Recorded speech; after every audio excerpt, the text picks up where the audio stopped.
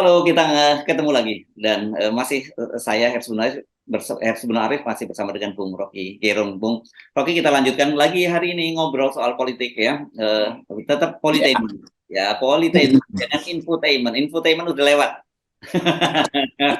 Bersamaan dengan show-nya Dewa di Jakarta International Stadium kemarin. Oke. Nah, ini Kompas baru saja melansir sebuah survei yang saya kira cukup menarik. Nah, kalau survei begini ini layak kita untuk bahas, yakni temuan Kompas itu menginginkan agar mayoritas masyarakat 60% lebih itu menginginkan agar calon presiden itu melalui konvensi. Jadi tidak ujuk-ujuk ditunjuk begitu saja.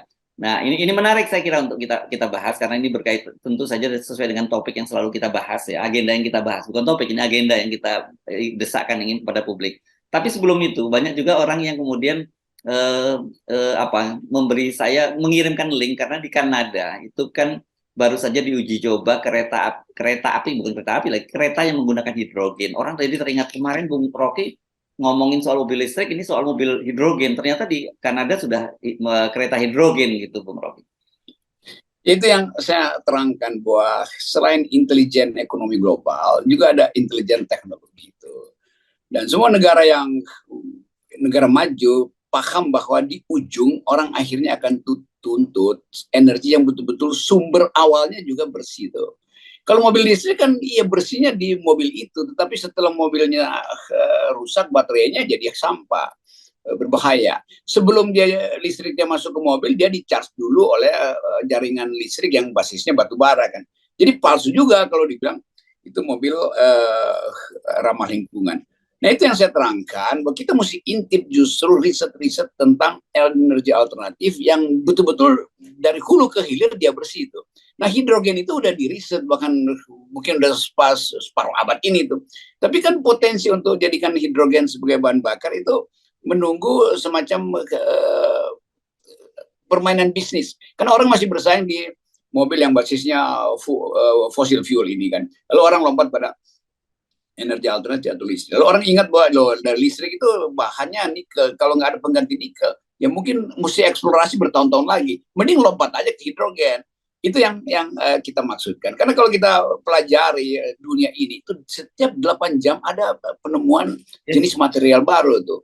Jadi riset 8 jam itu. Nah kalau kita bicara tentang tiba-tiba Jokowi nanti pamerin, nih udah jadi mobil listrik produk dari SMK, ya orang akan ketawain kan, orang kan itu udah energi lama, kita udah bicara tentang hidrogen.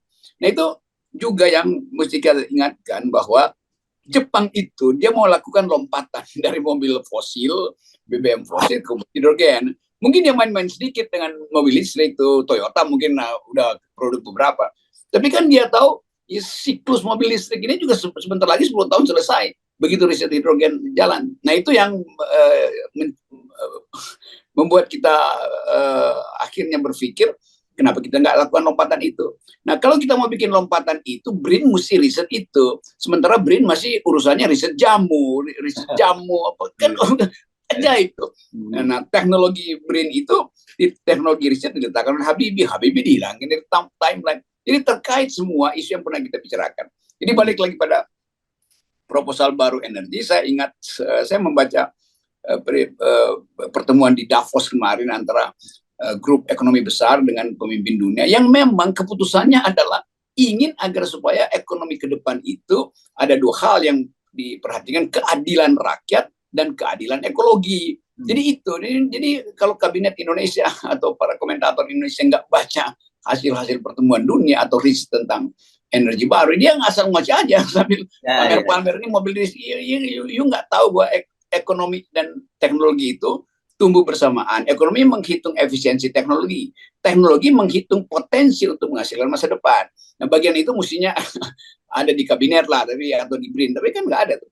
Jadi karena itu FNN selain mengkritik dengan satire juga memberi data akademis.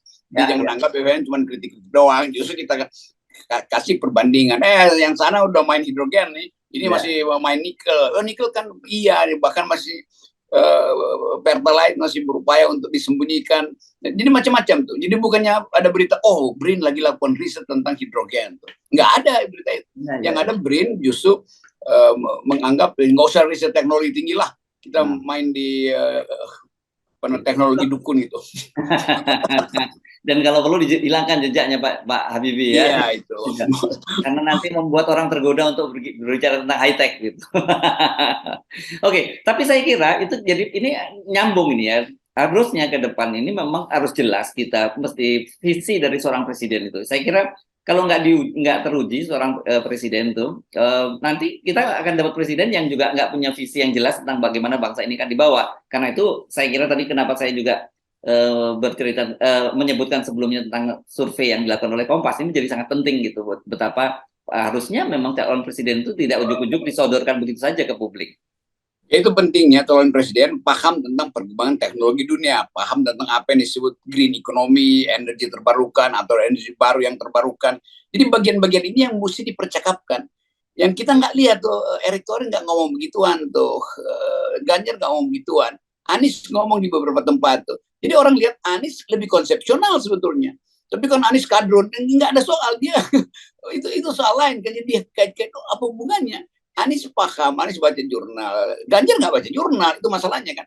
Kok Rocky Gerung rendahin Ganjar? Bukan. Kita ingin Ganjar juga baca hasil Davos misalnya tuh.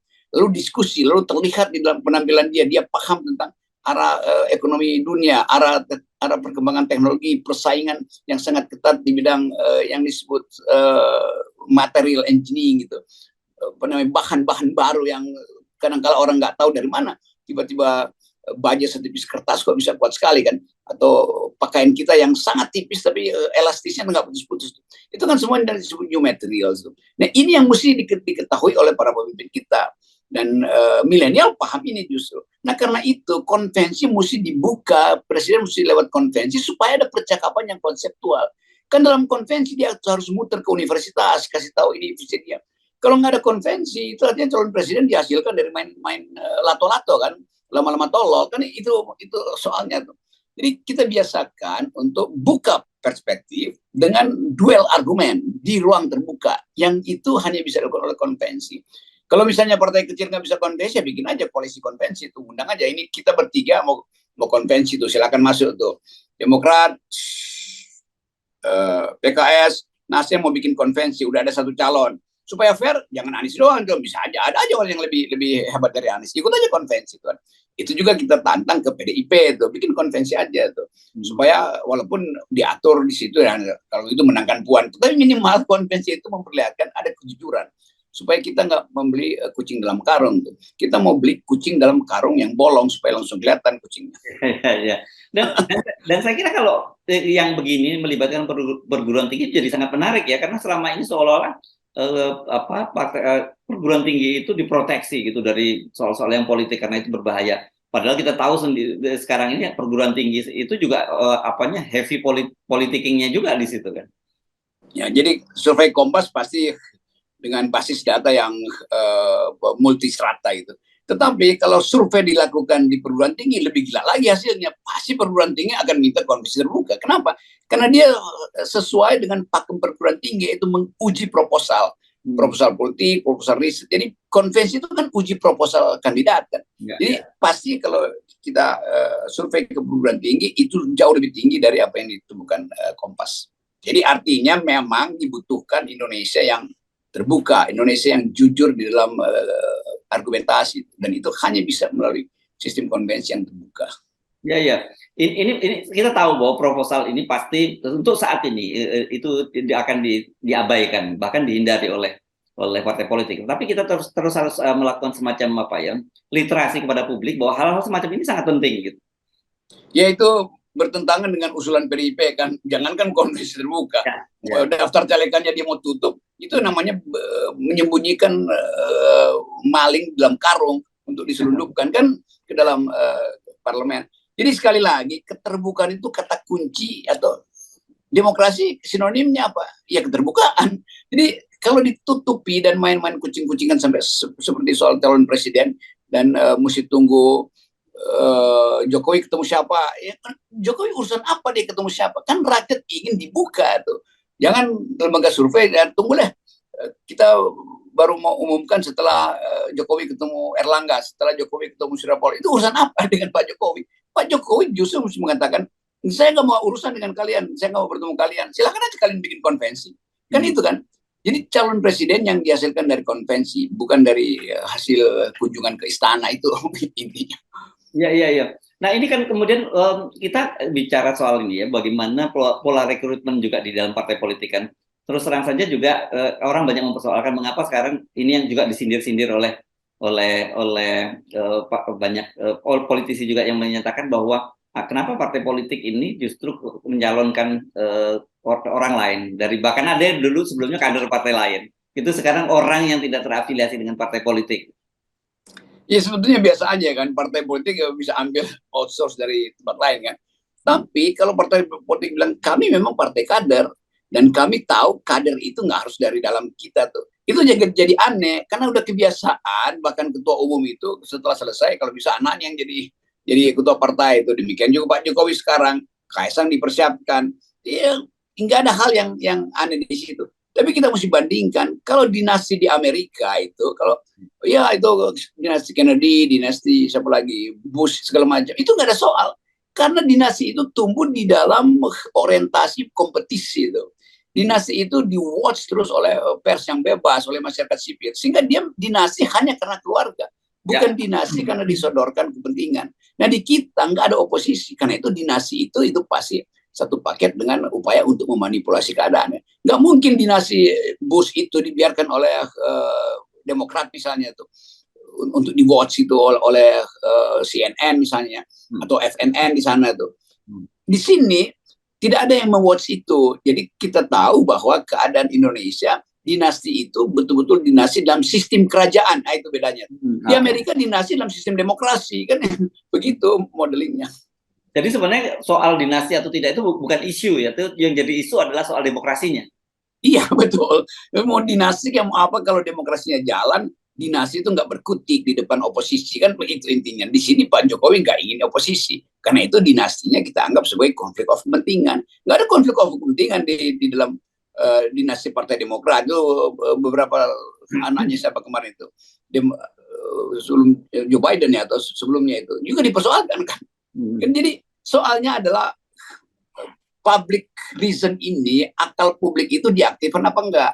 Dinasti itu hak mereka itu, tetapi pers jangan dikendalikan itu, oposisi jangan dihalangi itu. Kalau di sini pers dikendalikan, oposisi dikendalikan, lalu timbul dinasti, tiba-tiba Kaisang dan Gibran masuk dalam putaran. Orang bagaimana kita watch mereka berdua ya, nggak ada fasilitasnya tuh. Di kalau misalnya Kaisang dan Gibran mengatakan ya kami memang dinasti, tapi kami minta di watch oleh demokrasi. Kesulitan nanti orang bilang, lo bapakmu itu nggak ada oposisi yang mau watch kalian, susah juga kan. Ya kita juga terangkan pada Gibran dan Kaisang, kalian berdua tuh anak muda tuh pahami bahwa Anda itu akan disebut dinasti terus-menerus, tetapi Anda nggak punya halangan kalau ada yang beroposisi padamu. Nah sekarang nggak ada oposisi itu. Kalau pers betul-betul bisa kasih kritik terhadap hartamu. Jadi saya mau fair mengatakan itu, bukan menghalangi mereka. Justru kita AHY, Puan segala macam, maju aja asal demokrasi itu bekerja. Nggak ada ketakutan kita dengan dinasti. Karena dinasti itu cuma kebiasaan di keluarga diturunkan, tetapi kebiasaan itu akan diuji berdasarkan prinsip-prinsip moral publik itu. Yes, oke. Jadi clear ya saya kira, dan ini nah kita kembali lagi ke survei tadi, kita sebenarnya dorong lembaga-lembaga survei itu melakukan yang begini-begini, yang survei yang mendorong diskursus publik gitu, bukan hanya ngomongin soal elektabilitas yang dan kita tahu itu adalah pesanan gitu kan. Ya ini survei dungu kan, ini surveyor dungu semua kan, yang nggak bisa manfaatkan pengetahuan masyarakat untuk menuntun Indonesia. Dia cuma mau tahu berapa elektabilitas tokoh-tokoh ini. Kan itu fungsi teknis aja tuh. Dan memang cuma itu yang disuruh kan. Apa kepentingan Jokowi dengan Ganjar segala macam, ngapain disurvei itu? Buat apa tuh? Kan mestinya Jokowi bilang aja, Pak Jokowi Anda nggak boleh punya kepentingan di situ, biarin aja kan. Jadi lembaga-lembaga survei dungu ini nggak ngerti bahwa survei itu harus visioner. Apalagi Indonesia lagi kacau semacam ini. Aktifkan akal publik supaya terbaca justru oleh pemilih awal kan.